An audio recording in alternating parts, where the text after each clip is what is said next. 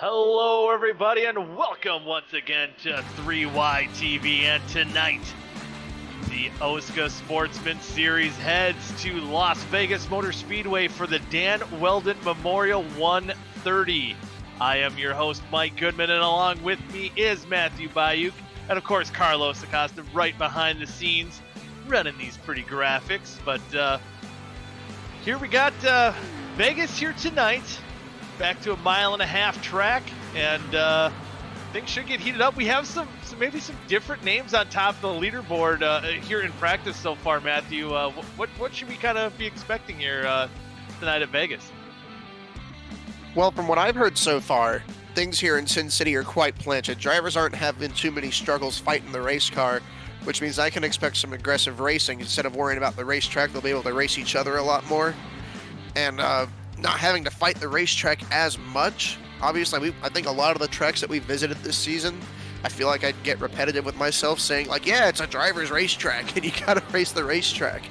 And, Vegas being a 1.5 mile D-shaped oval is a fairly mundane shape in NASCAR, but for our season and our schedule this year, it's a little bit more of an outlier. So guys like Gilberto's second in practice, Dusty's fourth in practice. Adam Peeler, after that hot start to the season, cooled down a bit. He's got himself the 5th quickest time on the board. So I'm going to expect a lot of aggressive and fast racing, but I think it'll be fairly clean too, because this track, it's quite grippy today. Yeah, it should be multiple grooves for racing action here tonight. Again, as per usual, 2 halves. First half, 43 laps. Second half, 44. Top 16 will invert for half number 2. And there you see on the right-hand side of your screen the point standings coming into it. Delgado still on that hot streak, but still a lot to be settled here for as far as the playoffs are concerned. And especially these guys, maybe not these guys not in the top 10, maybe these guys just outside that playoff picture. That's where, you want to be aggressive, and as you said tonight, it could very well be an aggressive style of race, the way these cars will drive, but you also have to race smart. And speaking of smart, look at the smartest man on top of the Sportsman Series Broadcaster Championship. I won't even give you the benefit of the doubt. I was like out for 3 weeks. Hey, you know what? Vic didn't. He got you a win. He got Austin Beers a win. That's great. What, that's. Yeah. And I can't say much else. But obviously anything can flip on at the drop of a hat here. But as far as these guys that are kind of like right on the bubble, right near the chase cutoff or the playoff cutoff, or I believe it's a chase here. So many different leagues. It is a chase. Is it a chase? Yeah. But what's kind of your mindset here? Because you want to be aggressive and get everything that you got, but you don't want to, I guess, to put it very bluntly, you don't want to piss it away by doing something stupid and causing an accident and being knocked out of the race early. Because I would say for a lot of these guys, it's going to be every half is going to matter. Dewar was actually just texting me before the race. I believe it was 3 weeks ago. He was back in 29th in points, and right now he's 15th. He's currently sitting in, but he can't rest. He can't just let it slide. Yeah, I can tell you right now, 15th, but in a 3-way tie between him, Gutierrez, and Kynan Jones, 15th, 16th, and 17th. So absolutely no way to rest. But I do think it's worth pointing out, I don't think we have Chris Gutierrez in here yet. And I don't think we're going to have him tonight from what it sounds like. He's in here? He made it? Yep. All right, well, that's good because he is the last man in the middle of that 3-way tie. But for John Lynch will be out tonight. He's only 16 points outside that cut. And ahead of him, Alex Kenton is 9 points out. Kynan Jones, 0 points out. And then Gilberto's only 20 up. Tepe's only 36 up. You've got... I mean, you can see it, right? Tepe and Kenton and a lot of those guys. I've got my practice all messed up. There we go. Gilberto, Dustin Dewar, and Adam Peeler, all top 5 in practice, all right around that cut line. So a lot of big opportunities for them to maybe capitalize on their practice results and have good runs here tonight if that speed carries over. So now we're in qualifying here. As we see Ty McIntosh out on the racetrack, there's Rocket Man Seth Rawls running it high, wide, and handsome. And not Seth Rawls this week. Oh, man. He's at an esports convention thing. Ooh. What a loser. Well, what a loser. But this is, what can we call him? Can we call him Bottle Rocket Man since he's a sub? And he's, it's Nathaniel Cherry running the 25, Mr. Bottle Rocket himself. He did win a race this season. Yeah, he did win. So that's where he gets the rocket from. But, he hasn't lifted off. But speaking of lift off here, the Wally Racing Ford of Zach Evans. I don't know if you know this, Matthew, but Wally Racing does have a space program. They do? Oh yeah, I believe more specifically for that 6 car, for getting launched in probably about every league that he's in. Oh. He gets Rocket Air, which coincidentally is the same way Seth Rawls got his nickname. Hopefully he's enjoying his conference there tonight.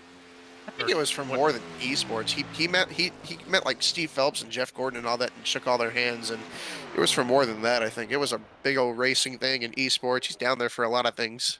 Well, that's pretty neat. That's actually really cool. Hopefully we get to talk about it upon his return. Right now, the guy who there we see the third, I believe it's the third week in a row, maybe fourth. I want to say third. It's third. Third. Subbing in a different car, Johnny Eckert, now in the 86. So there was so much stability for Johnny being in that 90 car. Now, I believe it was the 19, the 12 last week, and the 86 this week, filling in for John Lynch. I would have loved to see him in the 19. That's weird. Yeah, that was the weirdest one. For how many times, especially the beginning of last season, how they battled for wins, and then seeing him in that car, I think I compared it to as being as awkward as when Dale Jr. first went to Hendrick Motorsports. It just didn't feel right away, and it was awkward seeing him drive that 5. Different. In the 5? In the Xfinity Series? Oh no, he drove the 5. Oh, in 2007. Yeah.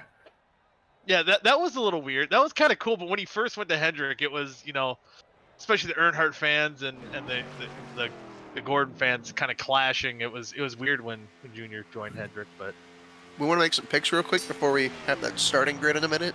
Yeah, we'll do that. I think first up is Carlos. Our man Carlos here. Yeah, I was gonna make fun of him, but I couldn't. Listen, it's been weird recently because I haven't been choosing my main guy, and I'm still not gonna choose him for this time. I'm gonna go with Cameron Rich. Oh. I turned it around again last minute, guys. I am choosing my main guy, Cameron Rich. You gotta stick with your guns. All right. Oh, how the turntables turn. Love it. Oh, wait, it's my turn. Nick and Delicato. He loves this track. Ooh, boy. Not much of a gamble there, but that's kind of intimidating. But man, I just like the speed. I was kind of wondering how that lap would hold up for old Cooper Johnson. He's currently second right now, so I'm gonna go with old Coop. All right, I like all these picks. I'll make an unofficial pick. He's gonna pick. I'm gonna go with Dylan Thomas. I think Dylan Thomas is gonna have a good half here. Ooh, all right, I like it. So what did I call it last week when my pick got out early? I can't remember the. Your emotional support. Yes, the emotional support pick. So Vic will now take over those duties for the emotional support picks. I see. So if your pick crashes early, you get to use Vic's pick as emotional support. Yeah, he's just, if any of our guys wreck out early, that's okay. It's that's our emotional support pick. Okay, I'm down for that. And then then we can kind of all come together and cheer for the same guy if we all wreck really early. But hopefully that won't come into play here tonight. But with that, we'll go through the starting grid here for tonight's Dan Wheldon Memorial 130. And on the pole is that 12 car of Damian Leininger coming back from a suspension. Hopefully he can turn things around. He's running for South Shore Racing, and he's out of Bakersfield, California. And in that second spot is Cooper Johnson in that 91 Beers Motorsports Toyota, and he's running out of South St. Paul, Minnesota. Starting third place on the number 80 Wally Racing Ford Mustang from Charleston, South Carolina is Ray Bracey. To his outside is Kian Raleigh in the number 11 Shift Esports Ford from Highland Heights, Kentucky. And starting in the 5th position in the 81 is Jack Eli in the Beers Motorsports Toyota, and he's out of Wall, New Jersey. And starting alongside him, it's our points leader, Nick Indelicato, in his Shift Esports Ford, and he's out of Syracuse, New York. Driving the number 99 S2 Ford Mustang is Gilberto Javier Gomera from Massachusetts, starting P7 today. Starting P8 is the number 16 Chris Gutierrez for Nurse Aviator Racing from Kansas. And starting in the 9th spot, it's Carlos's favorite boy. It's Cameron Rich dubbing in that number 15 car for Osborne tonight. He's running again for the 6415 or 6419. I'll get it right someday. Racing, and he's running out of Yorktown, Virginia. And alongside him, it's the Dragon, Dustin Dewar, starting in that 10th position for Do Good Motorsports, and he's out of Medford, Wisconsin. Just outside the top 10 now, starting 11th is the number 96 South Shore Racing Chevrolet Adam Tempe from South Bend, Indiana. To his outside, the number 03 Mountain Type Motorsports Chevrolet from Denison, Texas, it's Dylan Thomas. And starting in the 13th position, it is Mr. Me Fine, Zach T. Evans for Wall E Racing, and he's racing out of Princeton, North Carolina. And alongside him, it's Mr. 3-time champion, the all-time record wins leader and everything else. He's subbing in for the In-Law Racing for John Lynch, and he's running out of Long Island, New York. Subbing in for David Westergreen's number 9 South Shore Racing Chevrolet from Minnesota, it's Kyle Carlson today, starting 15th. To his outside, starting 16th, is the number 71 Three-Pedal Mafia Toyota from New Jersey, it's David Carpenter.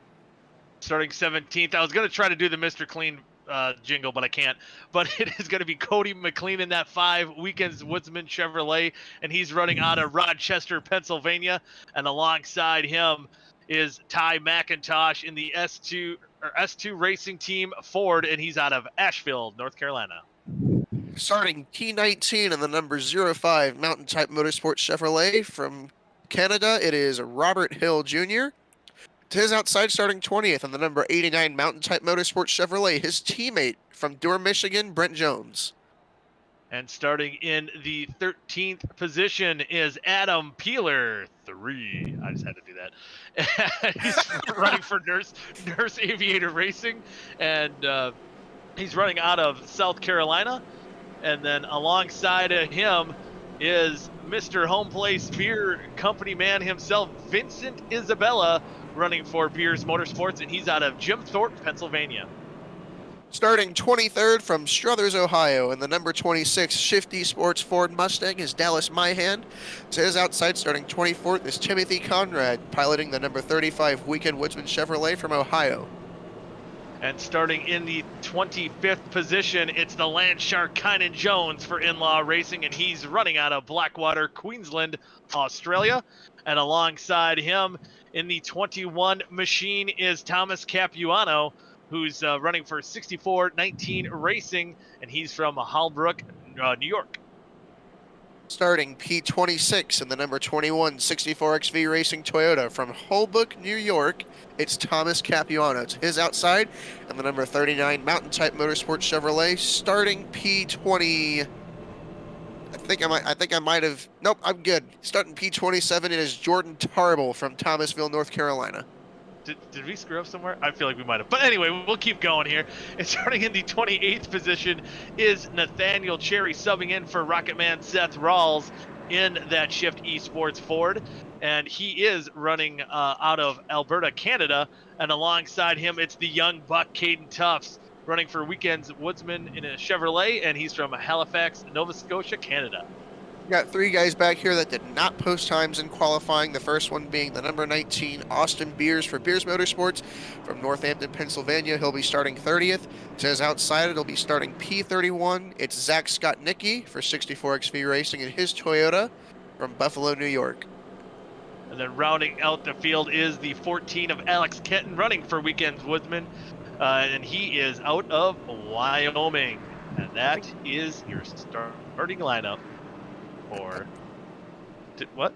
I think we did skip someone. We definitely skipped someone because I Did we ended on an odd number, and we usually end on an No, even Yeah. number. okay. So Did we what miss happened? Dallas? No, what Did happened they cross the is line in an order?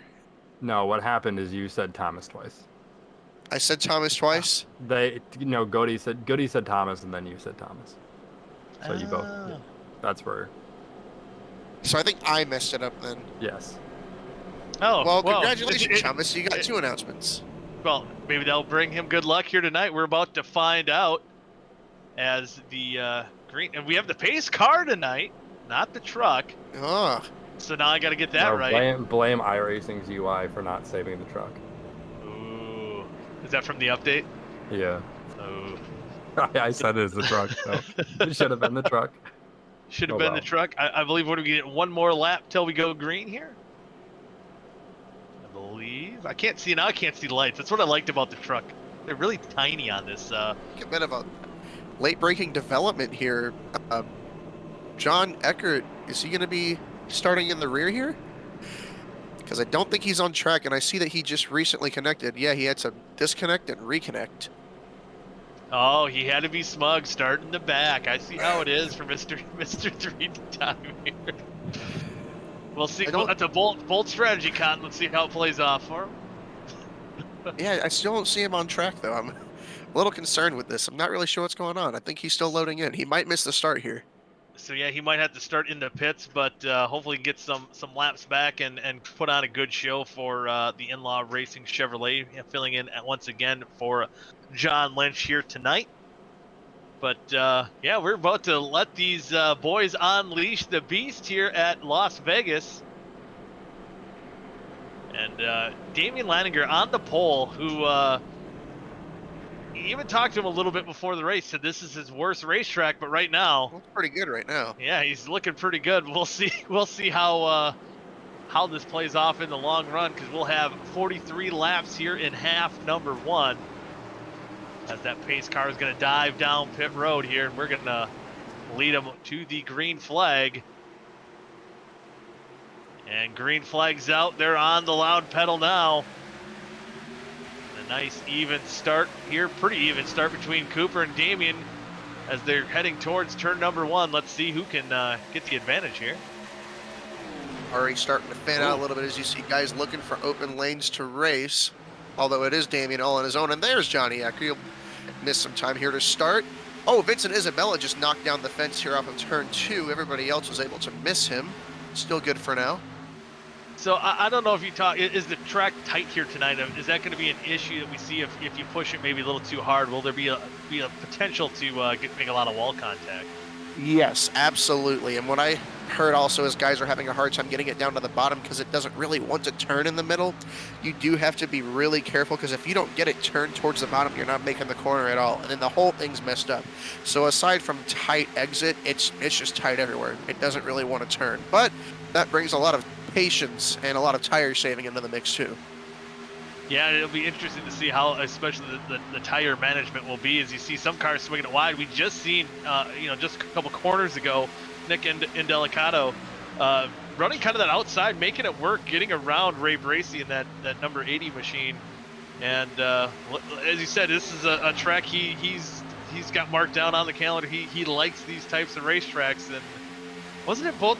Coincidentally, I think third and fourth. Wasn't it last week we said they liked the old Texas or the new Texas? Let's see. Yeah, Cooper Johnson and Nick Indelicato. Yeah, both of those guys, those weirdos. So yeah.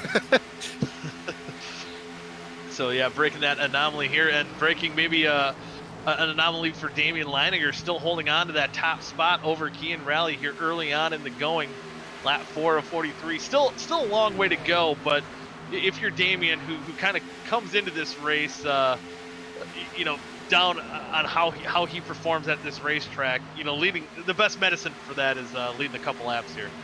Oh yeah, there's nothing more reassuring than that. I mean, there's a lot of spots you can run in any kind of racing, and this may sound like, just redundancy, but obviously leading is the best. But being out front, leading laps, it's a different kind of feeling. You got nothing in front of you, and you're just out there logging laps in the lead. Although I'm not going to say it's comfortable right now, as he's being absolutely hounded by the 11 of Kian Rally. And he's going to look to the low side here, gets that runoff on turn 2, and he might have a shot at the lead.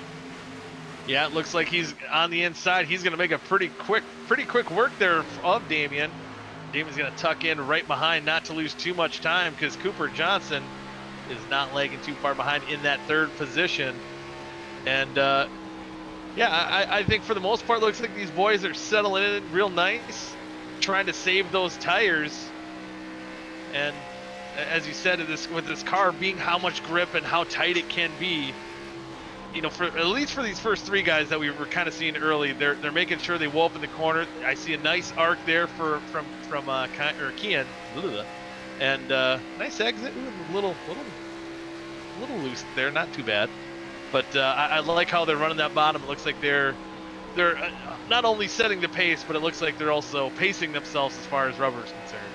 Yeah, and the thing about this track is, too, if you haven't noticed, Damian has not gone anywhere, and you don't see it here, but Cooper Johnson's actually taking a look under Damian. Damian's going to back off here, I believe, going into the corner, and probably not fight him too hard for it.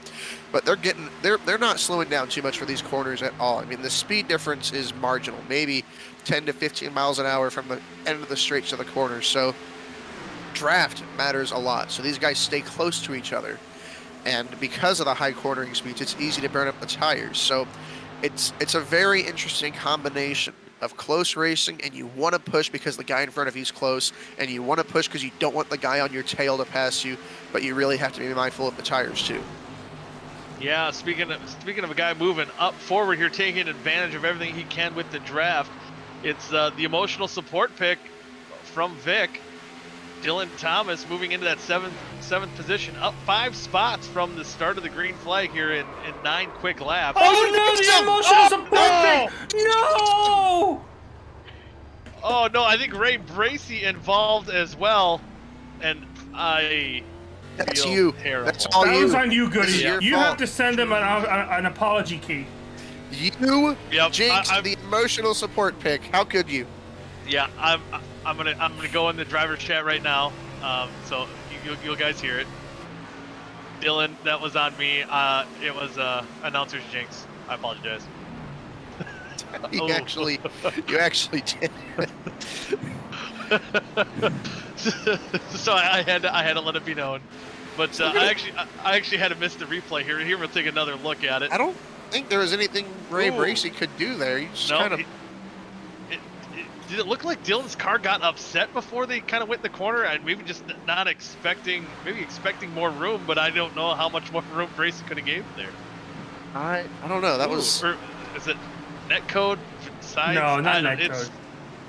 Something was weird there, that the car wiggled weird.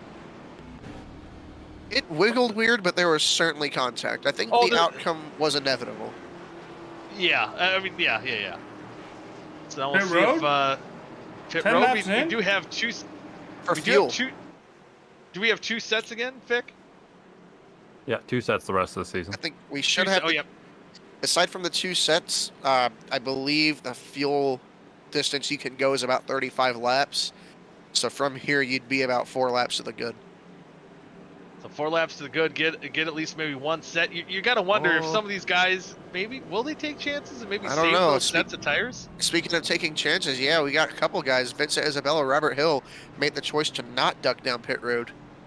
Ooh, we'll see if it's to lead a couple laps. Oh, you see Carlson. So he might have been a fuel-only candidate here. Could have it. I think whatever strategy because Kian Riley took 4 and he was the first man off pit road aside from Carlson. Looks like Carlson actually, I think, missed his box because he went straight down pit road. Okay, so he did miss his box, and that could just be, sub driver, maybe not expecting his pit sign, not used to seeing that number 9. The last time we've seen him out here was, I believe, in the number 18. Yep. So it's been some time there, but sometimes getting familiar with different numbers,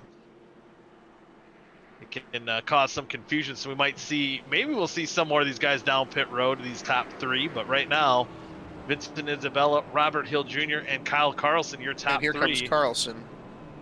Yep, Carlson probably more expected. Ooh, Robert Hill Okay, so ducked down pit road as well. Yeah. interesting decision by Robert there. I don't know if he had all that much track position starting 19th, but I wonder if maybe he didn't think Vincent was going to stay out and he was hoping to get the lap led, and Vincent staying out kind of ruined that, maybe. I don't know. Yeah, it's I'm kind of wondering that might have been the mindset there, just trying to get that point for leading a lap. As now Vincent Isabella will be the kind of the sitting duck on 10 lap older tires than Kian on the outside. This just in, Robert coming over the driver's chat telling me I am exactly right. So he did plan to stay out and get that lap led, and Vincent did not allow it. Spoiled the party. I like that call because it reminds me of a fellow Wisconsin native, Dave Marcus. Yeah. Getting those TV time. Although, Robert Hill Jr. does run a little bit better than, old Dave Marcus that I remember Oh, racing. He does. Yeah, we see Robert up here fighting around the top 10 all the time. I'm not trying to imply that by any means, and just let that be known, Robert. I know you're listening now, so. And Dave Marcus was a badass, so it's a good comparison. I'm sure Carpenter might be jealous that I can compare him to him, so. Unless maybe Carpenter's running with wingtips on, that'd be pretty cool too. Are you done saving face? Yeah, I think so. Because we're going back green flag racing here. It'll be on lap 13. Ooh, I like it. The Geico restart zone. Thank you, Carlos. Love it. That's the only technology you can get from right here on 3 Wide Racing TV. Hi, as now David. Cooper Johnson. Cooper Johnson taking the lead, and Vincent Isabella right now just trying to hang on to whatever he can get, but a lot of the field's fanning out, trying to get by those old tires. But as far as Vincent Isabella is concerned, I think this is a long-term strategy. He's hoping to have that extra set when maybe these guys will burn through both of them by that towards the end of this half. I'll say this, with only 43 laps to go, cautions have got to... I've seen this a few times already this season. The cautions need to fly for him at the right time. I mean, if you're going to have that extra set, it won't matter if you only have a few laps to make it work. You've got to run long enough on this set so you can take another set and have it work out for you. And then you got to go even more laps so that last set works in your favor and nobody else can take it. Yeah, it's going to be interesting to see if that strategy pays off for him. So we'll see where Vincent Isabella ends up, as right now he's just fallen outside the top 10, getting passed right now by Adam Tepe. Austin Beers into the wall, spinning. Caution's out. Oh boy. Well, not yet, but here it comes. Now it is. Oh no! Oh, who was that in the black car? Couldn't quite make out who that was, but heavy Gordon damage Tarble. for the 19. Tarble. Oh man, old Smokey. Couldn't see through the smoke, and there was a lot of spin. That seemed like a little bit late of a caution. Ooh. This one I will chalk up to netcode. Gilberto looked like he jumped up the track though as well. He did, and it looked like he had it gathered back up, but you'll see there is this little imaginary bump that shot him straight into the door of Beers. Take another he got the look apron here. there. You'll see Gilberto grabs the apron here and shoots him up, and there. Well, it looks like there was contact, at least on the replay here. Maybe not. Oh, and then was that Caden in the 00 getting into the back of Tarble as well, getting heavy damage to the front end. And with all that, Nick Indelicato is in the lead. I didn't even notice he got the lead. Man, he was on rails. And I'm sorry, but can we get a Ray Bracey cam and perhaps even an Alex Kenton cam? That was kind of wicked, the way they had to miss that. Oh my goodness, the 39 or the 80 in the 14 car. Oh, how they both had to dodge this last wreck. I mean, yeah, Bracey had to take evasive action here, and Kenton just barely missed him.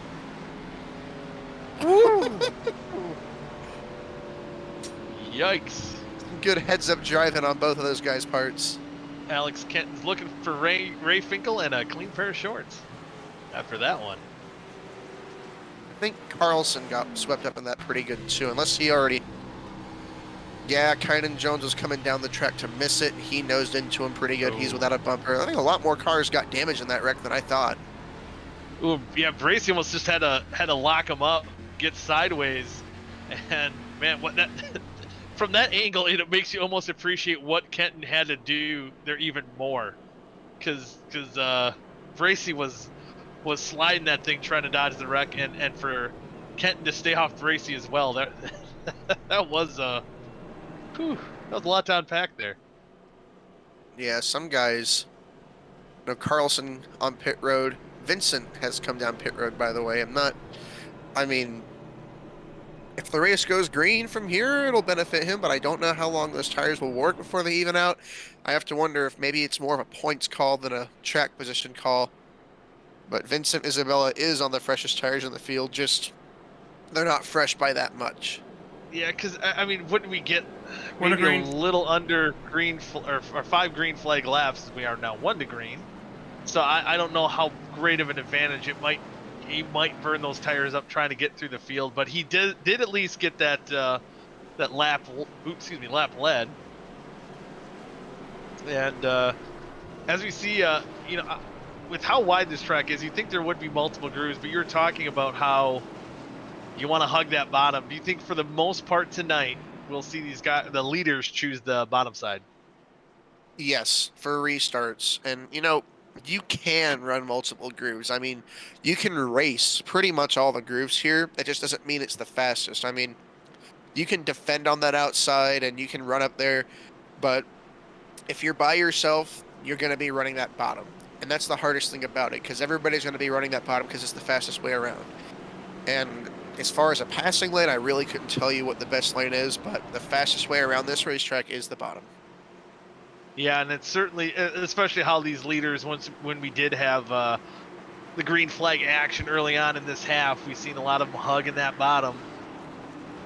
You know, if absolutely necessary, we talked about Indelicato choosing that outside and making things work, but obviously not ideal. But we'll see how the rest of the half plays out as we are green flag here on lap number 19.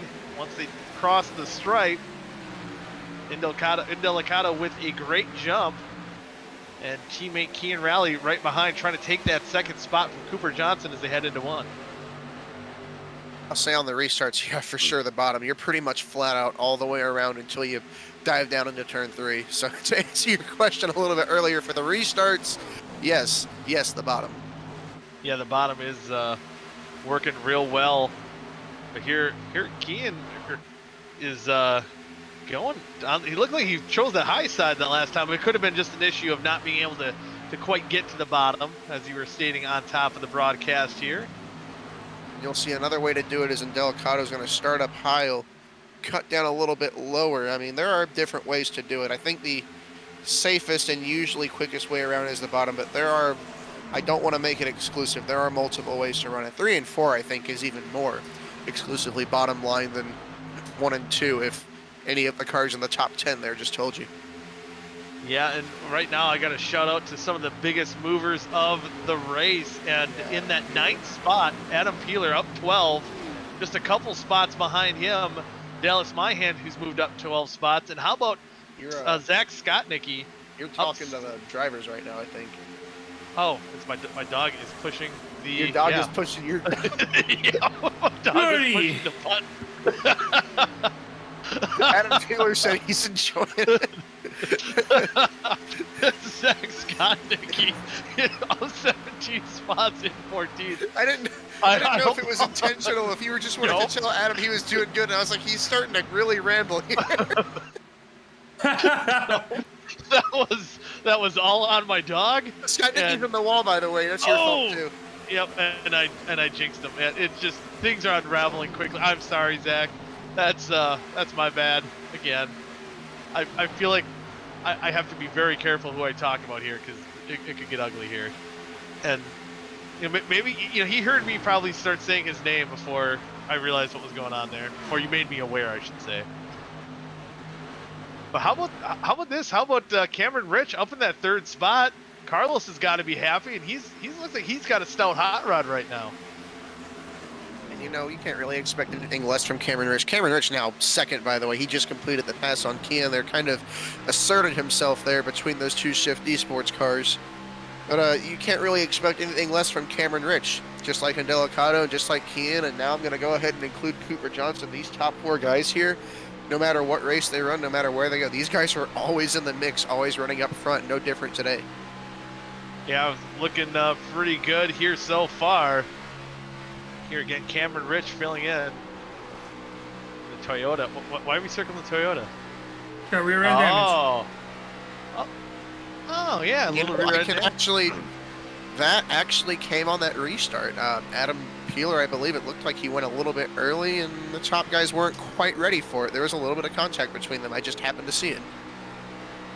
Yeah, and again, trying to anticipate these starts, as we've seen how important it can be, because right now, Indelicato, caution. Caution on the racetrack, somewhere in the back of the field, it looks like. Can't quite tell. Scott Nicky. You And are Bracey. on a Oh, Bracey as well again? Oh, that's looks like heavy damage for the 80. Missing the front end now. He was. Oh, he Ooh. got Kynan. Yeah, Kynan got into. Oh! Started off really well for Bracey, too. He qualified up front. Man, Yeah, it unraveled quickly. Hopefully, he can carry that speed over to half number 2. It looks like his first half might be over, but. it looks like Kynan just drove in a little bit hot and missed that bottom. Yep, and with how they hit, it almost looked like they kind of net coated through each other, and obviously Bracey got the blunt end of the stick there, but as far as Scott Nicky's concerned, I don't think he's going to have a lot of damage. Do you think, like, iRacing netcode saved him a little bit, or? It saved Scott Nicky, but not Bracey. Everybody pits but Cameron Rich. Oh, wow. Interesting. Dude, Johnny Eckert's staying out. Eckert, Isabella, And Kenton. and Kynan. And Kynan. Wow. Oh, we're gambling. We're gambling. And you know, now at this point, I can't really tell you what the strategy is. Because I think those guys are coming down period. I believe they'll be taking their last set of tires. And honestly, for the likes of Cooper Johnson, Keen Raleigh, and Nick Indelicato, it's going to work out really well. Because even if they are stuck out without another fresh set of tires, only 5 guys here are going to come down and have another set. So they'll be all the way in the back. If the cautions fall at the right time, they'll have nothing to worry about. You know, as far as these guys that stayed out, we have 17 laps to go. And as you're talking about, you know, previous when Vincent Isabella did this on his lonesome, he's going to need a good number of laps to get that advantage on these tires in the long run. And I just don't know if there's going to be enough time to have to restart in the back, and work his way up. So, I mean, ideally here, I think you'd almost have to, once we get going green, best case scenario for him, maybe split in half. I mean, say if we start it with 16 to go, run 8 laps, and hope for an 8-lap shootout where you can pick as many guys off as possible. I don't know, because track position also seems to be a pretty important. I mean, the passes we've seen up in the top 10 have been quite close. You've seen guys have to make the move quickly and slot right back in line. I'm going to go ahead and, I mean, I don't think they ran that. I mean, what? Let me look at the lap times. How many laps did we go on that set? Like, it looks like maybe 7 laps tops and under green flag conditions on that set of tires. So it's not going to work out great for Kynan or Kenton. It might work out for Vincent, but I really like the way it works out for Cameron Rich, because Cameron Rich, he's going to be the leader. He's going to get a good jump. The next guy on fresh tires is Nick Indelicato, starting back in 6th, and Indelicato will be in traffic. When we take the green flag here, we're only going to have 15 laps. So it's going to be one thing for Indelicato or Kian or Cooper to pass the cars in between them and Cameron Rich, and then they've got to pass Cameron Rich, and the tire difference is not that much. So I think it might be a track position call, because I don't think you can put enough laps on these tires to justify getting fresh ones and passing the whole field in, say, 6, 7, or 8 laps. I think this is a call to put themselves up at the front of the field and risk it, and I think it's going to work out the best for Cameron Rich and maybe even Johnny Eckert starting second there. So you're maybe thinking, as far as our top 5 is concerned, they're putting the pit guns away here for the rest of this half. I think they're taking the hoses down and packing them up. If I had to guess, because I don't think you can make tires work at this point. I think these guys have kind of made their bed. Made their bed. They're gonna line It'll be it here. 14 to go on the restart too. 14 laps. That's even less. Yeah, even less laps to go on the tires. That is. 1 to go, and that would make it incredibly difficult to come back down pit road and work your way up to make it pay off. So I think, yep, they made their bed. Here we go. But then again, the first car that's taking tires, Nick and Delicato in 6th. He's gonna be starting on that outside. We just talked last caution how that inside line is so beneficial.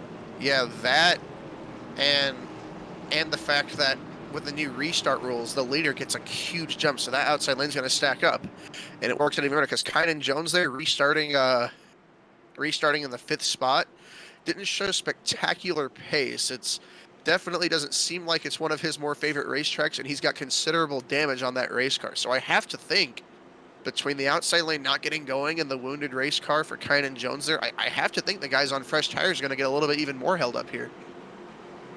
Yeah, we'll see how this plays out. We're about 2 corners away from going back to green flag racing here in the Dan Wheldon Memorial 130. Again, it was 11 years ago now. Dan Wheldon passed away here at Las Vegas in a season finale crash in IndyCar. Won the Indy 500 that same year.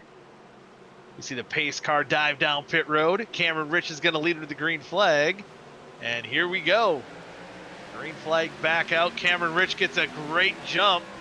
Vincent Isabella as well going to be right alongside Johnny Eckert as they go into 1. And as you said, Delicato shoot in the middle, try to shoot the gap. He has no time to waste. He has to do this. He has to be aggressive. 4 wide down the backstretch. Whoa! How do they save it? Not yet. Oh, they're no! Track. That's Damien! a huge catch. Oh, this is the big one here.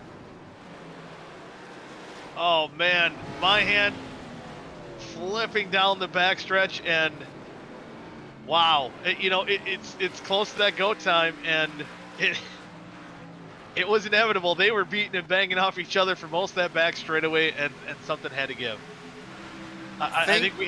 I heard we have to watch the 6 car. That was kind of ignited by Kean trying to make that pass. Kynan drifted up, Kean drifted down. And when Kynan got it gathered back up, you can see Damien there all the way on the bottom. He kind of swoops back up the track and turns himself clean across the 73. And yeah. My goodness. Right on that corner entry, I think that's where Damien kind of panicked. He was all the way down on the apron. And so he was going to be taking a bad entry in the corner. So it was probably inevitable that Damien was going to push up the racetrack at some point. But maybe it would have been enough time where some of these guys could have cleared out. But there we have the big one here at Vegas. Let me go ahead and preface our incoming onboard. The Zach Evans Me Fine onboard is a choice wreck avoidance onboard. Well, we'll be hitting that one here real soon. Oh boy. Oh, I'm just saying. It's worth it. We forgot to give the seizure warning here. Dallas Myhan up and over on his lid. Are you all ready for this excellent ones? We're ready. Let's do it. I'm Shaq. I got the best camera. Me fine, baby. And he sees pretty much everything. Yeah, I was like, how where he's at right now. I would pay to hear. I would pay to hear Shaq say, "Me fine, baby." Me fine, baby. You know what? That's something. I think he has to partner with the Me Fine Foundation. Someone has to get on that.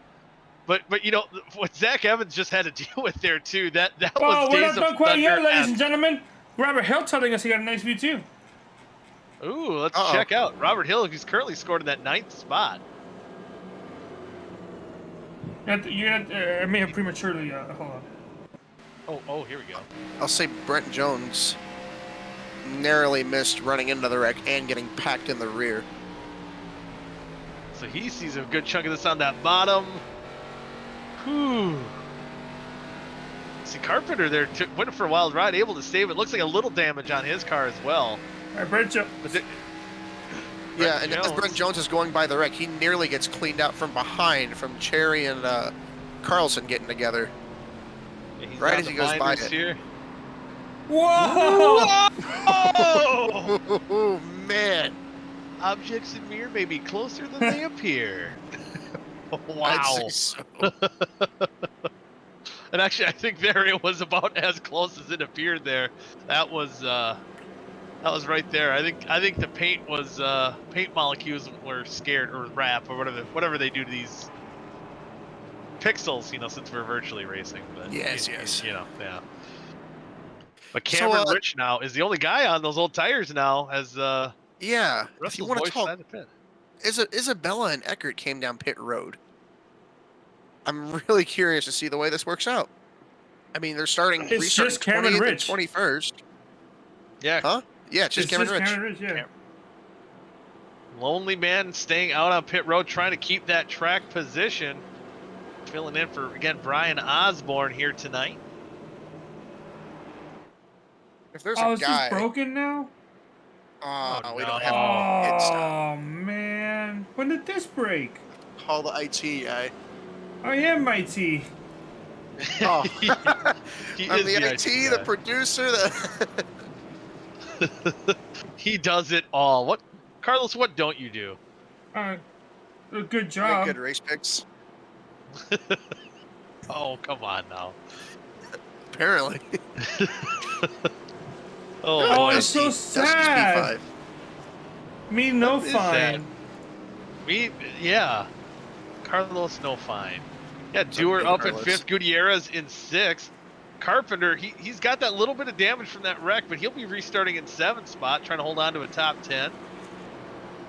Adam Tepe quietly up there in the top 10 as well, as he did start just outside the top 10. If there's one guy that I can trust to stick it out front and try and hang on with those slightly older tires, it's Cameron Rich. It's going to be a battle here because, usually they get a little bit more spread out. I know Nick and Delicato and Kean Riley and Cooper Johnson are going to be full attack here coming to the green with 9 laps to go, knowing Cameron Rich doesn't quite have as much grip as they do. Yeah, it's going to, if there's anyone that could do it in this field, I think Cameron Rich would be a guy to bet on to do so, but he has 3 fast, hungry dogs right behind him. We'll see how it plays out. We'll have 9 laps left once we take the green flag. And Cameron Rich is going to hope for the best start he's ever had in his iRacing career right here.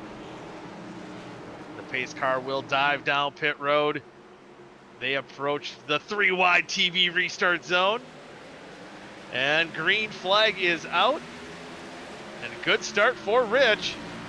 But Kean getting a great start behind him as well, so he's not going to gap him maybe as much as he's hoped. Oh, and Kean clears Nick and Delicato. That's Kean to P2. Yeah, Kean got a great restart right behind Cameron Rich. So a couple car length lead there for Cameron Rich right now, but is that going to be enough to hold off these guys behind him? But maybe what he wants to see is that 11 and 4 car, 2 teammates battle it out for that second spot as we're coming to 8 laps to go, but they're coming. Oh, and they're going to battle each other. It looks like here they both know they've got speed enough to win this race and tires enough compared to Cameron Rich. And Delicato down there with the preferred line. If Kean can get the run off the corner here, and both of them with the fresher tires still close up to Cameron Rich, and Cooper Johnson's right behind them. It's 4 cars under a blanket here. Yeah, and just behind them, a battle for 5th between Gutierrez and Dustin Dewar, trying to hang right on the outer edge of this pack here. They both got a run here. Oh boy, they're coming. This could be potentially a 7-car battle for the lead. Rich trying to pick what line, but he's not going to have enough grip to run that bottom. Indelicato is going to have a look going into 1. And side by side, Cameron's trying to pinch him off corner exit, almost making contact. And ooh, you look, Gutierrez shooting to the bottom of the track. He's going to try to get by Dewar going into turn 3. And Cameron new leader. He's going to complete it here. He's going to do it, trying to hang on, but not enough. Nick Indelicato is your new leader here with 6 laps to go. And now Kean is trying to follow his teammate but he has Cooper Johnson alongside of him. This could be a 3-wide battle going into 3. I think we're going to avoid that situation. No, Cooper's shooting up the inside. There it is, 3 wide for the second spot. Johnson and Kean have to get by Cameron Rich and go chase down Indelicato. Both of them will, and now Cameron Rich falls to the clutches of Dustin Dewar. Yeah, Dewar looking to the inside now, trying to get by the older tires from Cameron Rich, trying to hang on into that top 5 now with 5 laps to go. And with all this battling going on, Nick Indelicato is pulling away from the field as Cooper Johnson and Kean Rowley still battling him for that second spot. And it's creating quite the pack right behind them. Yeah, not just them now. I was going to say, Dusty's getting up there close, and Robert Hill Jr. and Chris Gutierrez have drafted right back up to them. And don't look now, there's Ty McIntosh making his face shown. He's been kind of spending most of the day in the back. He's got some damage. He's up to 8th. And then, of course, it's a lot further back to the rest of the field, but lots of guys still jockeying for position throughout the field. And there goes Kean back under Cooper Johnson there to try and take that second spot. Just have to note this quick, just working his way into the top 10, who did pit under that last caution. I believe started right around the 20th position, Johnny Eckert. So yeah, it's looking decent for him. Vincent Isabella still mired back in traffic a little bit in 15th at the moment. But those trying to take advantage of those fresh tires, but with only 3 laps to go now, they got to make a lot of hay to catch up to that pack ahead of them and maybe make some more noise. But time might be running out. And it looks like that pack right behind our leader, Indelicato, has thinned out a little bit too single file. That's Cooper Johnson now in second. Kean Rowley third, Dustin Dewar fourth, and Gutierrez will round out that top 5 now with only 2 laps to go here in half number 1 of the Dan Wheldon Memorial 130. It's never truly over until it's over, but that battling that Kean and Cooper had for P2 wore out their stuff a little bit, allowed Nick Indelicato to scoot out to a lead, and coming to the white flag here, he's going to have over half a second here. All he's got to do is cruise home and get home clean. Yeah, and 2 guys who seem like almost all half so far have not been able to get away from each other. That is Dustin Dewar and Gutierrez, just bumper to bumper. And now we're on the final lap. We'll see who can get that 4th spot. Gutierrez shooting to the outside, but right now it is all smooth sailing for our leader Indelicato as he's going down the backstretch. He's just got to be smooth. That's all he needs to do, and he'll end up back in victory lane. And if my math and remembrance is correct, this might be win number 7 for Nick Indelicato. He wins half number 1 of the Dan Wheldon Memorial 130. Cooper Johnson second, Kean Rowley third, Dustin Dewar fourth, Gutierrez 5th, Robert Hill Jr. in 6th. Johnny Eckert works his way up into that 7th position. Ty McIntosh 8th. Cameron Rich did hold on to a top 10 with those old tires in 9th. And David Carpenter rounds out your top 10. Whale overrun there from Robert, starting 19th to move up 13 spots on the day. He was plus 13. Ty McIntosh plus 10. Both of those guys en route to a top 10 finish here in half 1. Yeah, and as half number 1 concludes, a lot of those guys moving up positions, they might have to do it again. Some of these guys will be starting towards the front now. I think it was like Tarbell, I believe, or Capuano is going to be our pole sitter. It's a 6. Wow, that's a half field invert. We got 16 guys inverted. Oh, wow. Yeah, 16 cars inverted, but guys who why moved up 16? Why Vegas, baby. Well, no. Oh. But Dan Wheldon has 16 IndyCar wins. Okay. I like it. Fits in with the name. That's pretty cool. But running like Dan Wheldon in the 2011 Indianapolis 500, Nick Indelicato and what? Hey Nick, I don't know what I just said there, but hey, congratulations on another win. You called it. You loved this track. It looked like you had a stout hot rod, but for a few minutes there, it looked like it was a little fun trying to battle 3 wide to get by those guys with older tires. How's it feel now? How's it going to feel too now, starting back in 16th here in half number 2? Yeah, it's going to be a challenge. Gotta hope to not get caught up in a wreck here. This race tends to get crazier at night, so more grip. People are going to be making crazier moves, but that first race was pretty fun. It was pretty clean, and just made the moves I needed to. And Cooper and Kian and Cameron there. We had a great battle. So a lot of respect between us, and overall just really clean. Now, did you kind of know that battle? You know, Cameron Rich was the only guy on those older tires, and when you three were battling for that second spot at that moment, did you kind of know that was going to be the race for the win there? Yeah, I mean, I knew Cameron was on older tires. I didn't know how much of a difference it would be, but obviously, you know, the 10-lap fresher tires worked out there. I actually didn't want to go under Kian going into 3 on the initial restart. I was trying to push him so we didn't battle each other, but I ended up getting by him and then had a shot at Cameron there about a lap after. So in the end, it worked out, but, you know, I was hoping to have a little bit more teammate work there and help him out, but you know, a win's a win, so I'll take it. So is this win 7, right? No. One of it, I think. It is win 7. Win 7. Okay, so wow, I actually did math correctly. Cool. Nice.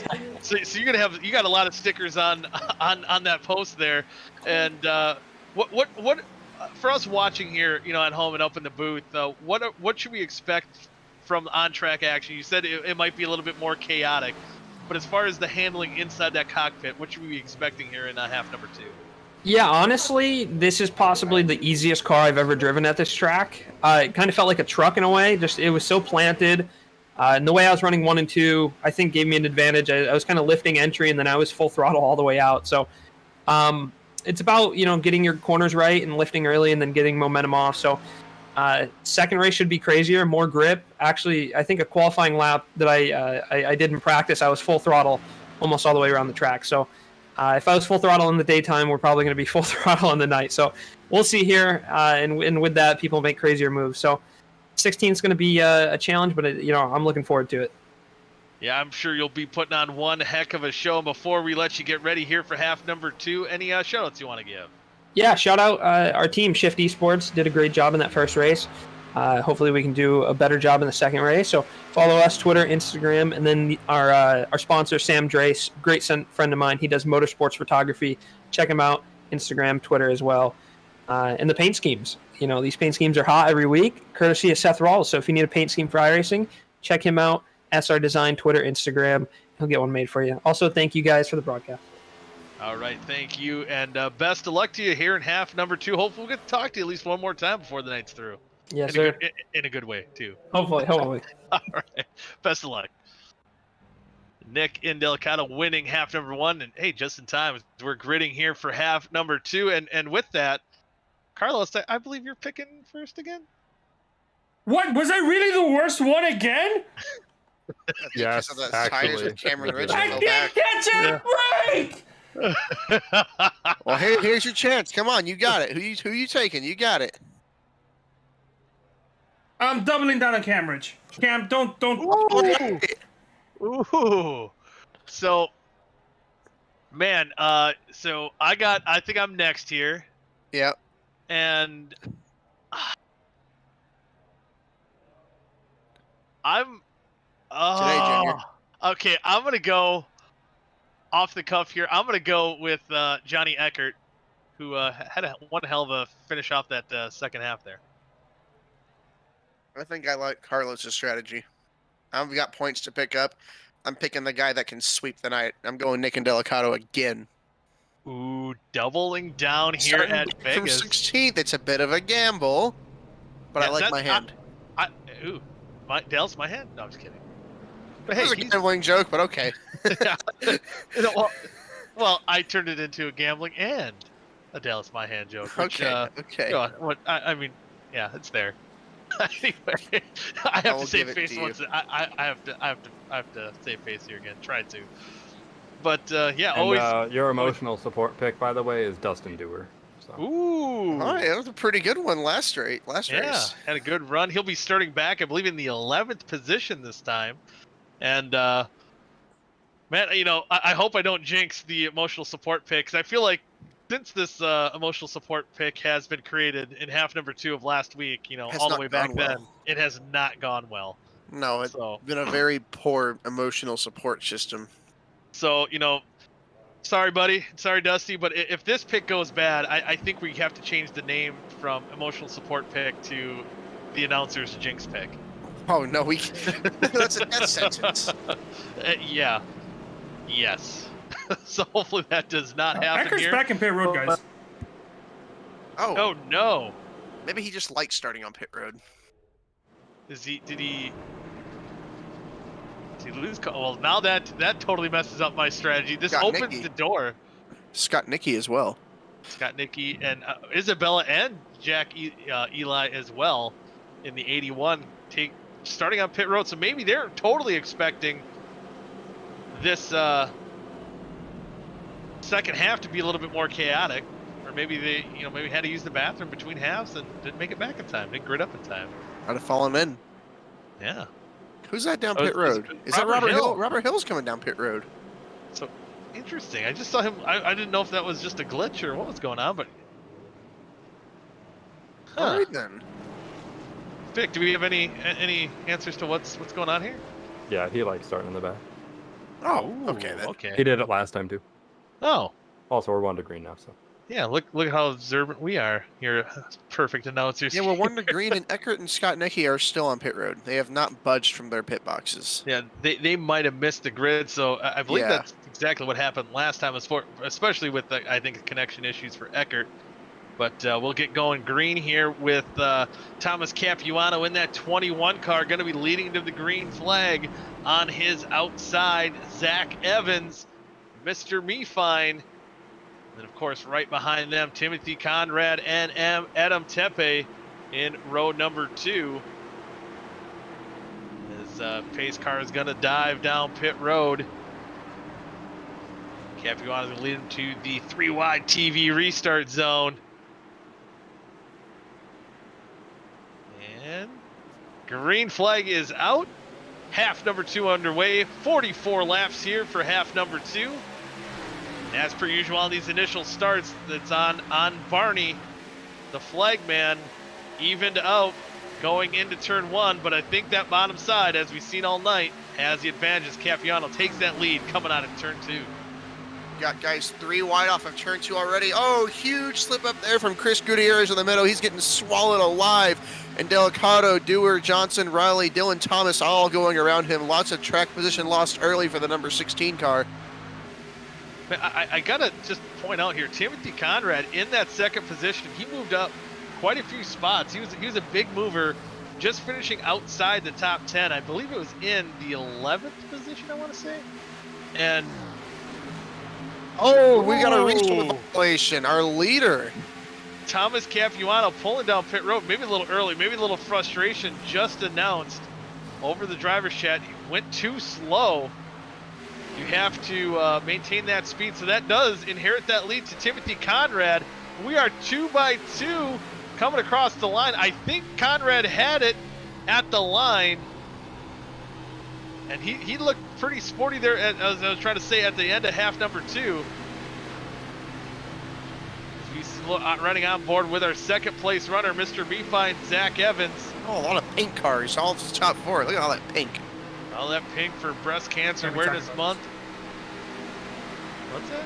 You can't? No boobs?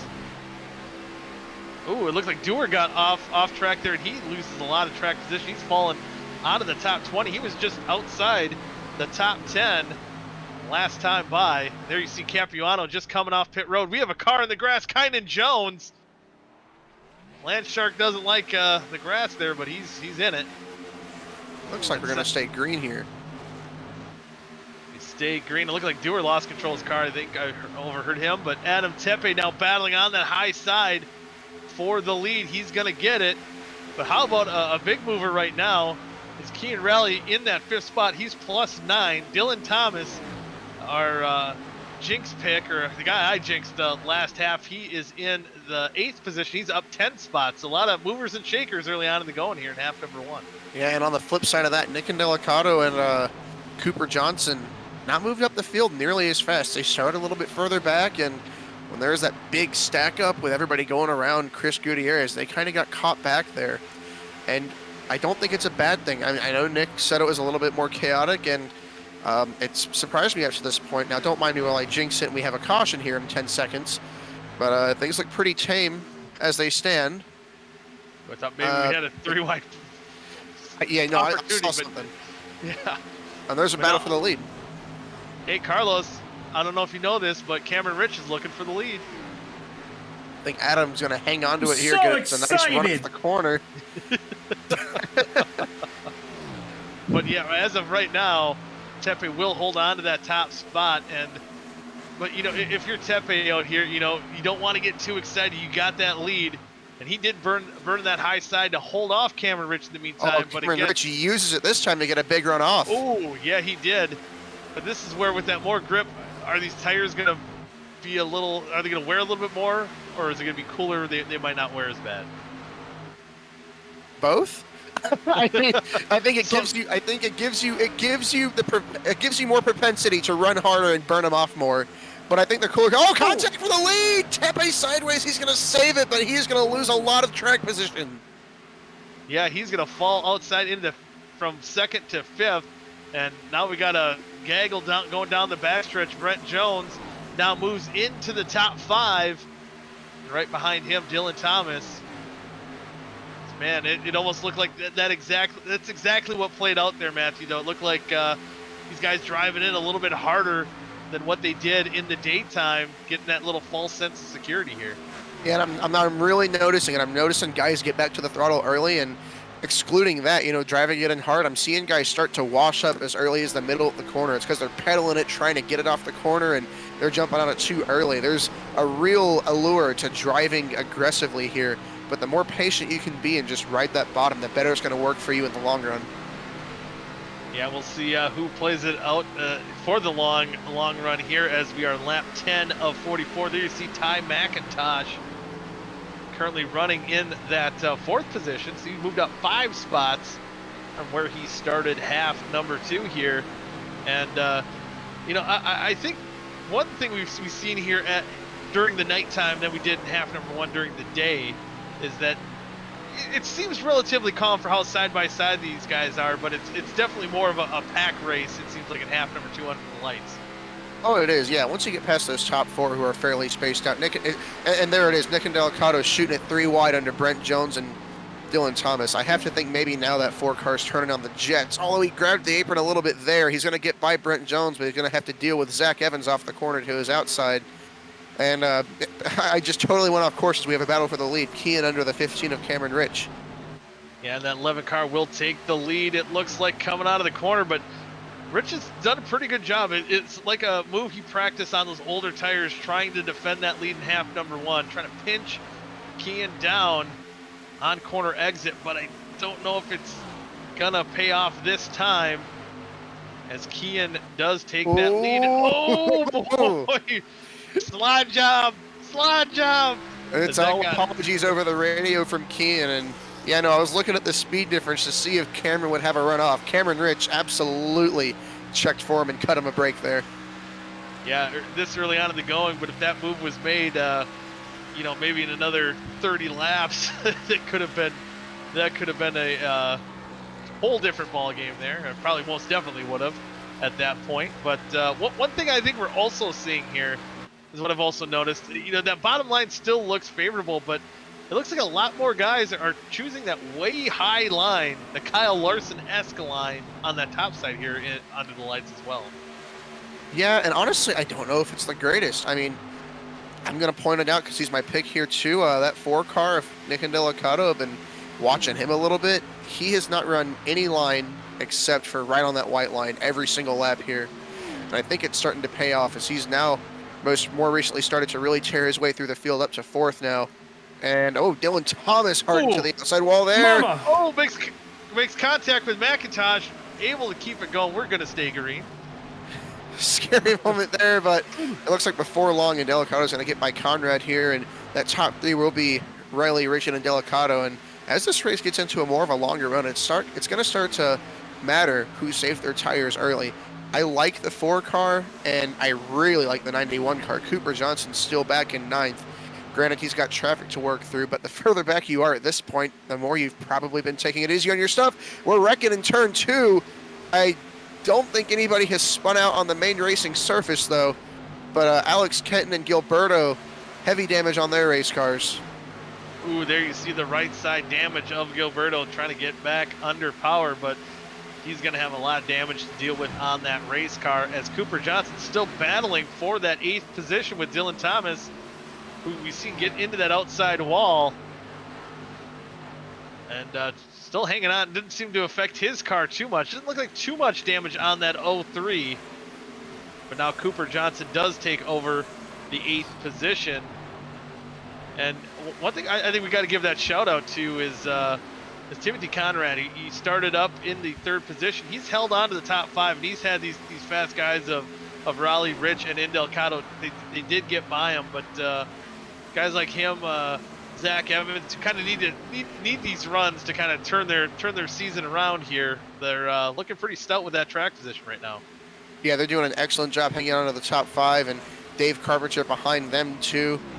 Caden Tufts has worked his way up to 10th now.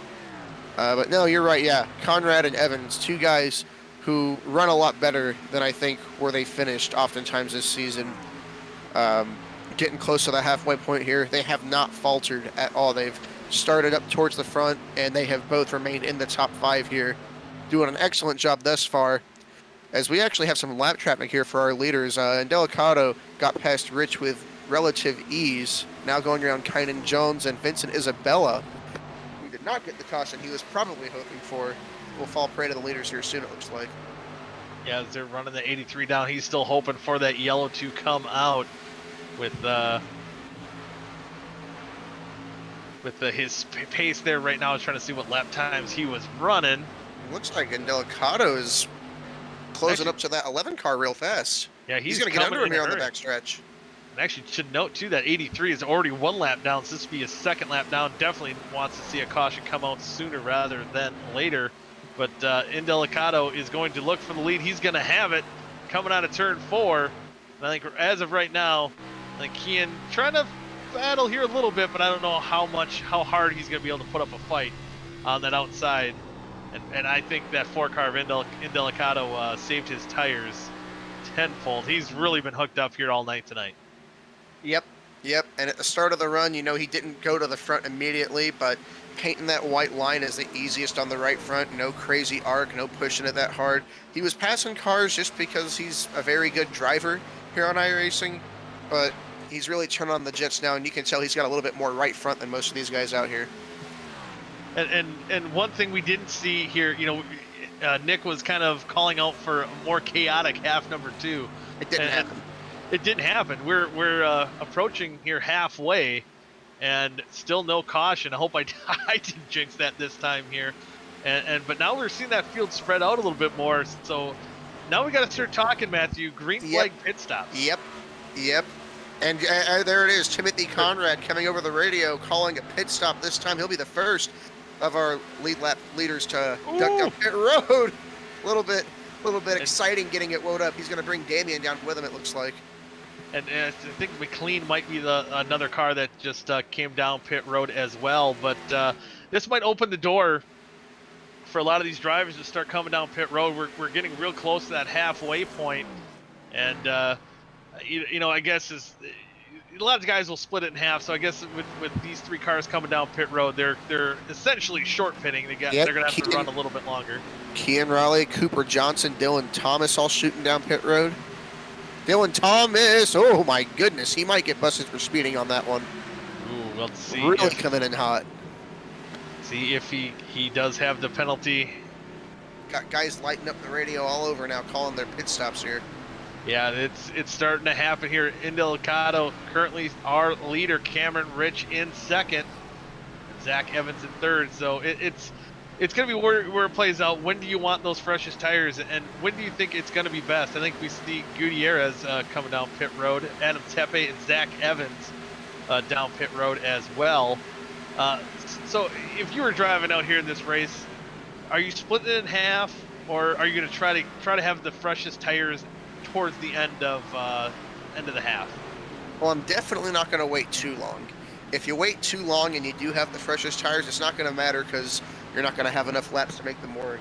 And I think the strategy here by Indelicado and Rich is very interesting because they've both still remained on track along with Dave Carpenter Ty McIntosh, Brent Jones, Austin Beers, we haven't talked about much tonight, up to 6th on this, and quite a few cars still on the racetrack. So now that we have definitely passed halfway, I have to think they'll come to pit road soon. Kian Raleigh will absolutely inherit the lead through this cycle, but it's going to be real fun watching the 4 of Nick and Delicato try to track him down, who yet another lap remains out on the racetrack. 3 wide going into 3 there. Almost contact between Capuano and my hand, and I want to see what lap Kian runs here. I mean, he had to battle through traffic. As we see Bray Bracey on pit road. I'd say Delicato. Oh, go ahead. Yeah. Oh, I was going to say, Raleigh ran a lap of a 31.72. Last lap for Indelicato is 32.29. So math is correct. That's close to half a second.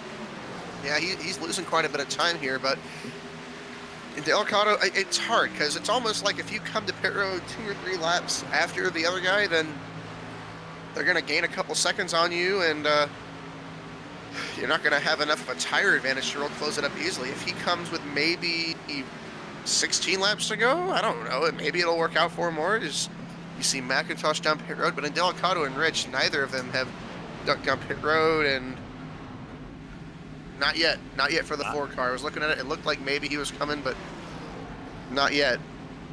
And well, look at how calm, cool, and collected Ty McIntosh is on his on-board camera coming down pit road. 17 laps to go here in half number 2 of the Dan Wheldon Memorial 130.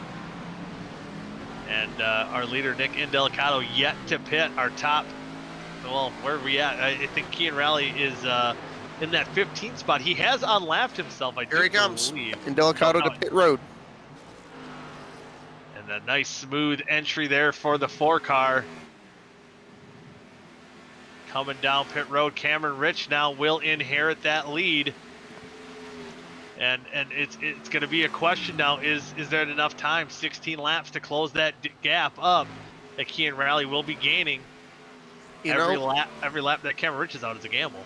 I have to wonder if it was also because of dealing with traffic. I mean, Kian, as we saw, had to deal with quite a bit of traffic, and one positive to pitting later is it lets everybody get settled out and everybody get kind of settled in and where they're going to run.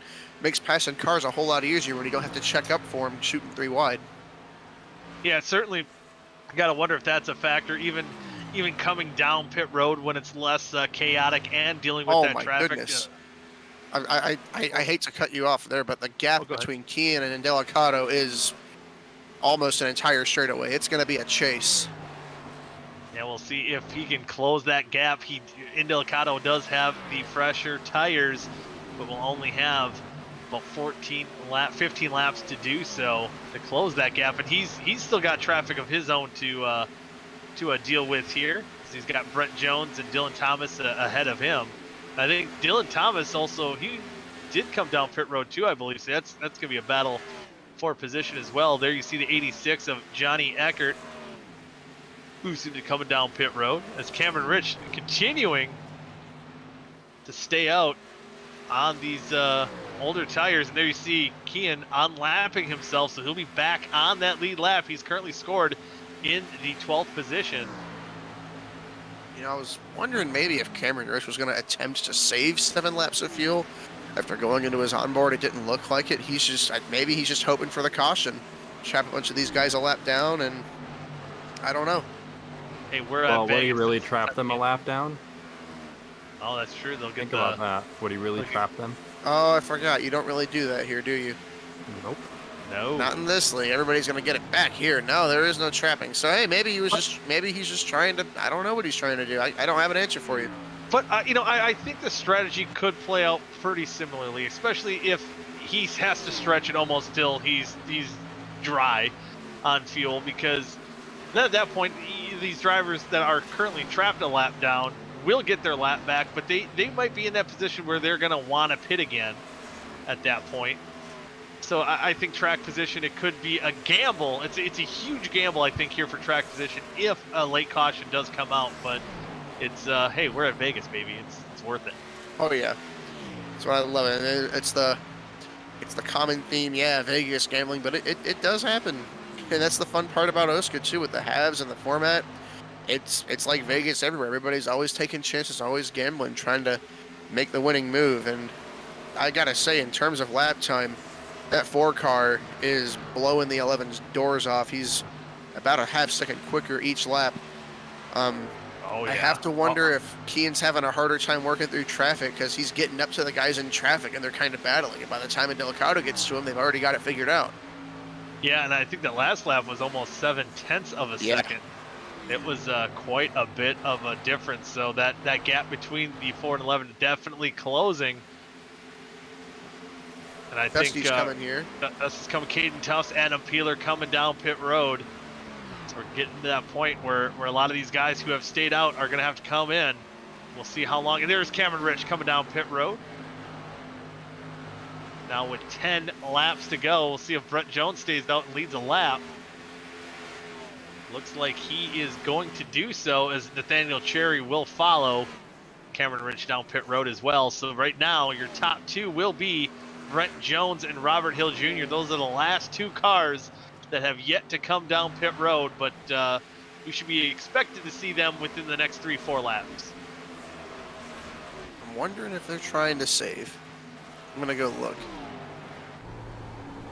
No, they're not trying to save. They're definitely gonna come down pit road eventually. There's no way. Yeah, Robert looks like he's coming down pit road now. Robert just can't get that lap led, and 89 is going to be pitting this time by. So he'll be coming to 7 to go. We'll see the rest of the cars come down pit road, and that will give the lead to Kian Rally, which now, that gap, that pace that Delgado has is not as great, but that gap is definitely closed. He's there. He's within a couple seconds now. He's got plenty of laps too. He doesn't have to gain a whole lot now. I think that gap is just about a second, and he had a really good corner there. He is.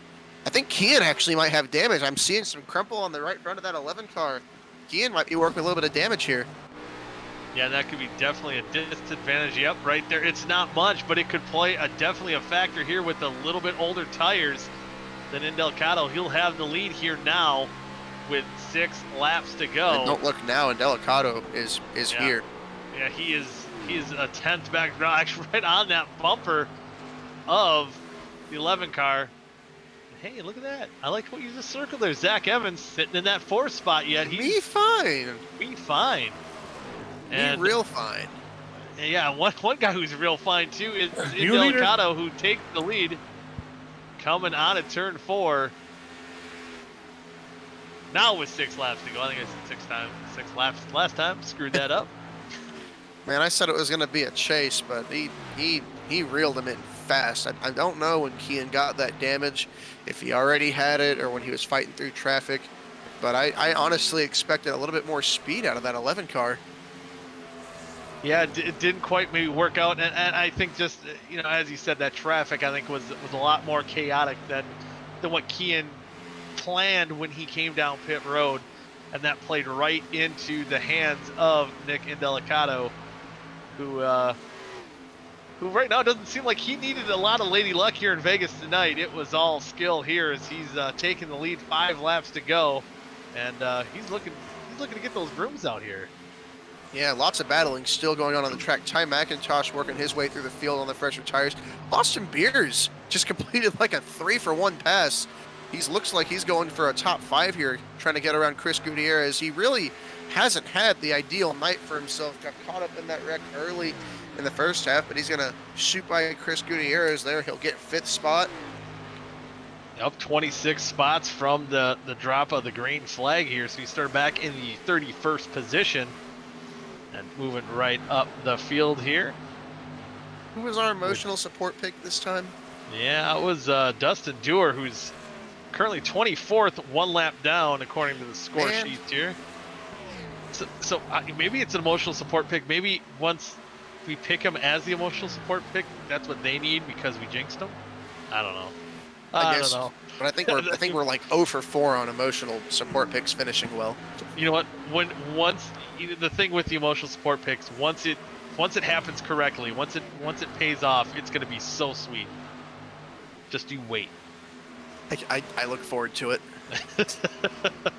We might have to wait another week. Oh, In the back, Carpenter around on the back Oh my stretch. goodness! Harley in. No caution, no caution. No Just off the caution. racing surface. Whoa. All right, Whoa, Scott Nicky. What is Scott, come you on. doing? Was he just playing? Was he just playing? Whoa. But an unfortunate break for Carpenter, who's having a good run here tonight. That's going to go up in smokes here. He spun down the straightaway. He was trying to chase Dylan Thomas. Oh, Thomas got wow. loose. Oh, he man, almost he hit the hit the Jeff Jeff Gordon Gordon wall. spot. He Did he was hit it, or he close. almost hit it? No, it was close. Oh, Oh, If that had brought it a caution, Vic would have lost it. He would have started swinging. I don't know if you heard him on the Twitter. He was saying, "Keep it on the apron, keep it on the apron, keep it on the apron." Anyway, that's it not. was so hard. Yeah, last Yeah. lap here. Yeah, we're going down the backstretch one final time. Nick Indelicato trying to get the broom out here once again. Seeing Snake Eyes tonight. Snake Eyes, it is Snake Eyes for number 4 as he's going to cross the line. He's going to win half number 2 here in the Dan Wheldon Memorial 130. Kean Rally will come home in the second spot. Cooper Johnson with the top 3. Zach Evans doing really fine in 4th. The short track kid Austin Veers 5th. Cameron Ritz 6th. Ty McIntosh 7th. Adam Tepe 8th. Chris Gutierrez with a 9th. And Johnny Eckert will round out your top 10. Just have to note, Timothy Conrad, who again started up in that 3rd spot, he's finished. I think he swept 11s here. So maybe he's got to go to Vegas and play some roulette and bet on 11. It was a nice run there for Timothy Conrad as well. Play some what, Goody? What's that? What did you say? some Play what? some what? Roulette. Oh, I heard something else. Yeah. Oh, maybe I said something else, but I meant roulette. I heard roulette. Roulette. It's fancy. Well, As, we've got Cooper Johnson up here in the interview waiting already. He's ready to go. Oh, he's ready to go. We can get these interviews in as Nick Indelicato is burning them down. Cooper Johnson, you look stout all night here, Coop. You got a 2nd place and a 3rd place tonight.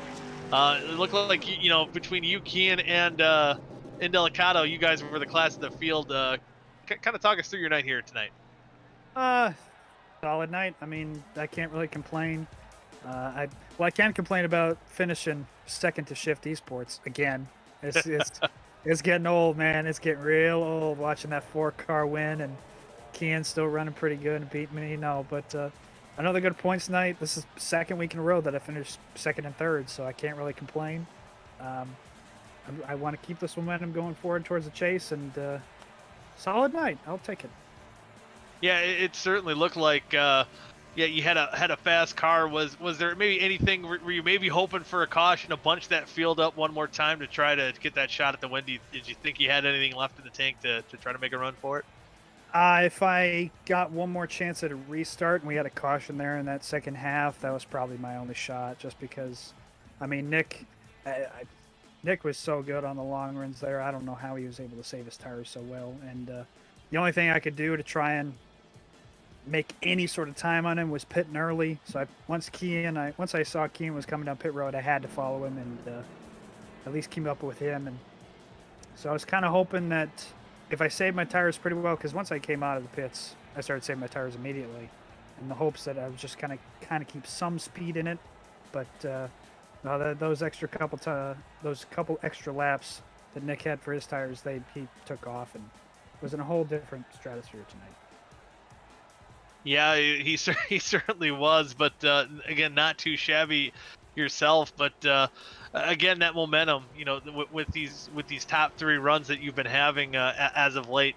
Next week, we go to Long Beach, I believe. Yep, Long Beach. What do you feel about that? A little bit different track. We don't see that run in too many leagues.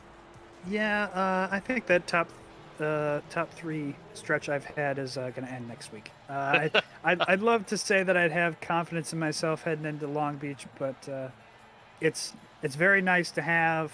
I know Vic is loving that fact that we had a second half without a caution. Praise the Lord above for that one. But it's probably gonna.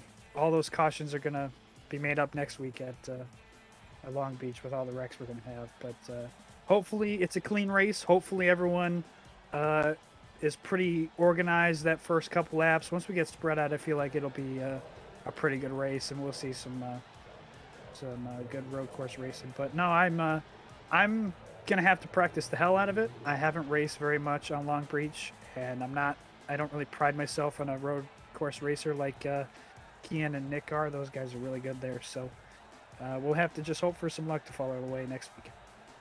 Yeah, that was almost just going to lead to my next question. How much practicing do you do heading into that race? Do you kind of maybe just get familiar with the track and maybe chalk it up, just keep it between the ditches and kind of use it as maybe a little bit mulligan week?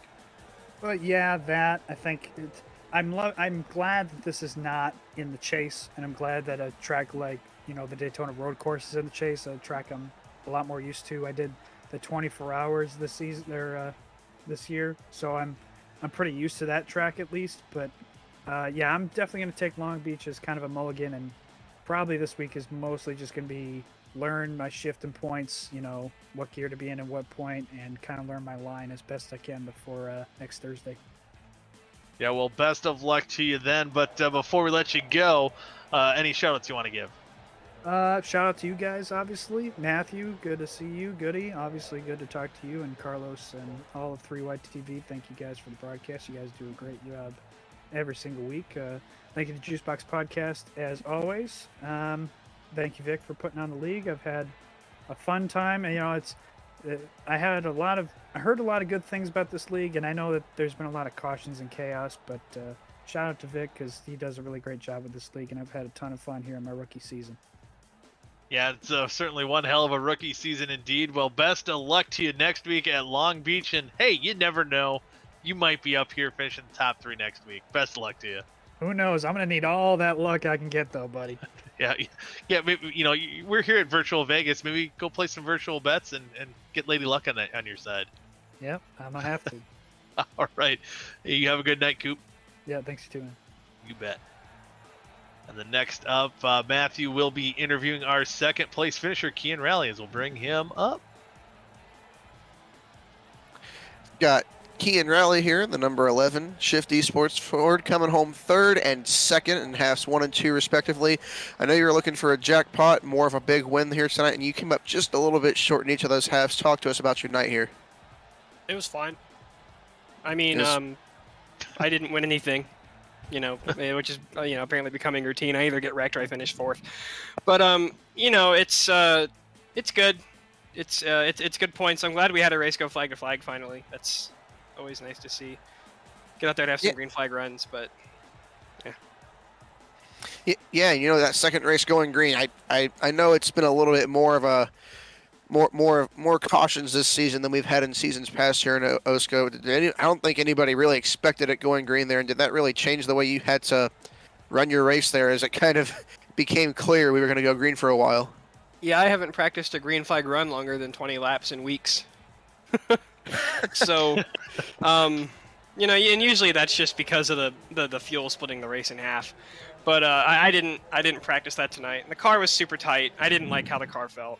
It didn't suit me. And I think even though we didn't win anything, I think we had a pretty good night. After almost getting wrecked on the back straightaway on the first race, because of course that has to happen. And then in the second race, I swear every lap car had it out for me. I about got wrecked twice. 2 different guys just getting in the way more than they should have. But apart from that, it was. I know I sound really upset, but I would have rather have won. But it was a really good night. But not bad at all.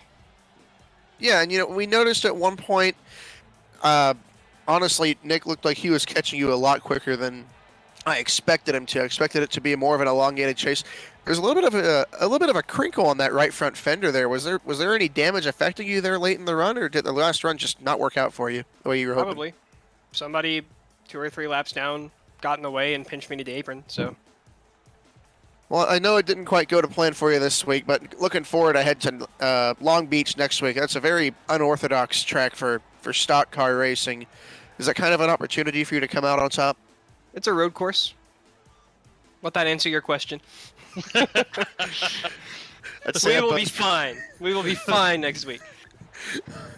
I think worst case, I mess up the pit entry again and finish 8th. But I mean, yeah. Honestly, I think next week is a great opportunity to win a race. So. Well, good to hear. Hopefully you end up a couple steps up that podium further up next week compared to this week. But before we let you go on the night here, Kian, you have anyone to thank? Any shout-outs to give? Yeah, as per usual, all the guys that put the league on, Vic and Dallas and everybody, give us something to do on Thursday nights. I really appreciate that. Seth for running our whole organization and giving us nice-looking cars to drive. That's always good stuff. Got one of the flashier-looking cars out there. You can't miss it. Bright and pretty, and usually somewhere near the front half of the field. You guys on the broadcast team, we appreciate that. My primary sponsor, Dynasty Stock Car Racing League, which runs the next-gen stock cars on Wednesday nights at 9 p.m. It's broadcasted on 3Wide TV, right here on 3Wide TV. Boom. Get you guys some more ad revenue. But, it's nice to have them on board. And Nick put on a clinic tonight. This is his house. Everyone knows that this is the kind of racetrack that suits him. Me, not so much, so I can't be too mad at myself for finishing 3rd and 2nd. Even though I think I would have finished better if my car was intact, but, nothing I can do about that. So, it was a good night, and I'm looking forward to next week. Stuff from me here tonight, Kian. Thanks again for coming and talking to us. Thank you for putting on a good show out there. Better luck next week. Hope to see you up in victory lane next time. Thanks, guys. That was Kian Riley, driver of the number 11, bringing it home with a couple of top 3s tonight. The next up, we'll get Nick Indelicato, who swept here tonight. And as they always say, Nick, the house always wins. And tonight, this has been your house, man. Yeah, I mean, I couldn't ask for a better race, honestly. I thought it was going to be crazier than that. I wouldn't say I thought it'd be caution filled, but I thought we'd have a lot more action. I love green flag runs. I love green flag runs. When you can, just take your time. That's how I like to do it. I don't dominate races, but I like staying in the back and doing me and staying out of trouble. And it worked out perfect in that second race. Yeah, and Matthew kind of noted that right, towards the beginning quarter, I'd say, of half number 2 here. It was that you're moving up through the field, but it looked like you're also taking the time to save those tires, and it certainly looked that, like, right before you took the lead there relatively quickly once you kind of turned the jets on, and that certainly looked to play in your favor. And I guess one thing I got to say too is if you would have made a bet on how chaotic that race was, that's probably the only thing you would have lost tonight, because it went flag to flag. But certainly looked to have it all figured out as far as just that race pace in general, and also saving those tires. It looked like it was going to be hard to beat. Yeah, I mean, honestly, going through the field there from 16th was hard. I was stuck in 10th. It took me about 20-something laps there. And when I got to Kian, I thought to myself, I was like, all right, well, here's where I stall out. I'm going to be stuck behind him until we either pit or have a yellow. So, apparently I did a better job than I even thought, and it worked out there. Me and Kian raced really clean. Everybody else raced really clean there, and it was, I can't say enough. I think these past couple of weeks, in a lot of leagues, that these guys are common in, the racing's just been a lot cleaner. I mean, sometimes, you have your mistakes here and there. That's racing, but credit to everybody for making that a green flag run there. Yeah, it was a very clean race, half number 2 there indeed. But also when those green flag pit stops came out, you stayed out quite significantly longer than Kian did, and we kind of thought that it was going to take you a little bit longer to work your way up to the bumper of that 11 car. Now, what was your strategy maybe to wait till things kind of thinned out with those green flag pit stops? We did see the 11 car kind of struggle through lap traffic. What was kind of the strategy of when you decided to pit? Yeah, when I knew my tires were as good as they were, I kind of just wanted to wait there. Especially if a yellow came out, I'd be trapped a lap down and it'd kill the whole race. So I've been in the position where that does happen. So, I thought I was fast enough, and I had Rich behind me, and I know Rich is really fast. So I kind of just waited it out until I think maybe 15 to go. And I knew once there's 15 to go, I could push it there to the end. The tires kind of start falling off around 15. So once I made that pit stop, I muted the Discord. We'll switch over to the other monitor, muted the Discord, turned off my HUD, and I kind of just focused up there and pushed as hard as I could. Keehan's tires there at the end, just that much of a difference. The tires wore a lot, and it really worked out staying out. Yeah, it certainly paid off indeed. And again, rolling snake eyes, as Matthew said, and pulling off that sweep here tonight. But looking forward to next week, we go to Long Beach. And again, kind of an unconventional road course, but as Keehan said, hey, it's a road course nonetheless. How forward are you looking to the race next week at Long Beach? I don't know. I don't even know the layout, honestly. I don't own the track, and I think the only pictures or whatever videos I've seen of it are watching IndyCar race IRL. So, yeah, I would say it's going to be a handful, which it probably will be. Still got to buy the track, maybe run a couple laps, and then see how we fare in the race. But I like any road course, and at that point, I'm just relying on myself and hopefully not make any mistakes and come out with a good finish. Yeah, it should be a fun one to watch indeed, with especially with you guys who have that really good road course racecraft, along with that the little unfamiliarity with that track, should put on quite a good show. And I know Matthew is looking forward to it, and so am I. It'll be crazy for sure. Well, looking forward to it. But before we let you go celebrate your win, any shout-outs, wins, I should say, any shout-outs you want to give? Yes, sir. As I said before, Sam Drace, follow him, Twitter, Instagram. If you want a nice addition to your feed, he does motorsports photography. Seth Rawls for making the great paint schemes, SR Design. And then our team, Shift Esports, Keen did a great job. Everybody did a great job tonight. Obviously, some people didn't get the finish they wanted, but we showed speed, and that's all you can hope for. So, this group of guys, I love it. It's only gotten better over the past year, and Seth and Matthew are doing a great job as the team owners, and I can't thank them enough. And we're just looking to grow it. We're just here having fun, and the wins make it a little bit better. Yeah. Ooh, excuse me. Ooh, wow. that hit me weird. You got them all choked up. Yeah, I got it. Yeah, it was sweet. But again, congratulations.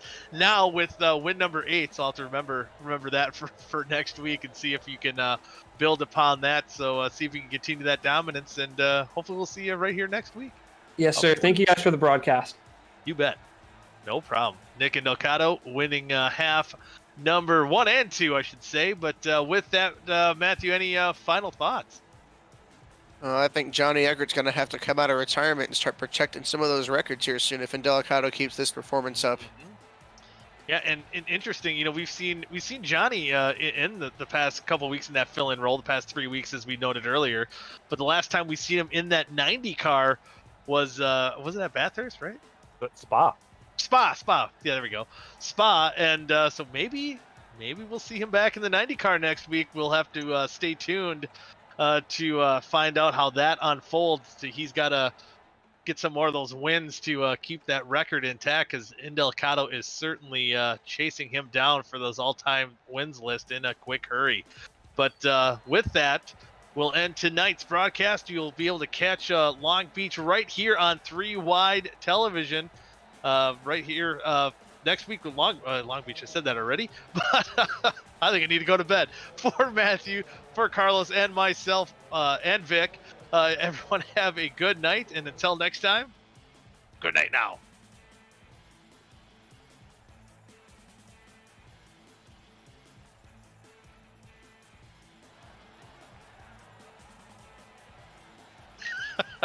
I think one of the most hilarious things was when he went on the when he went on the thing and started when your dog started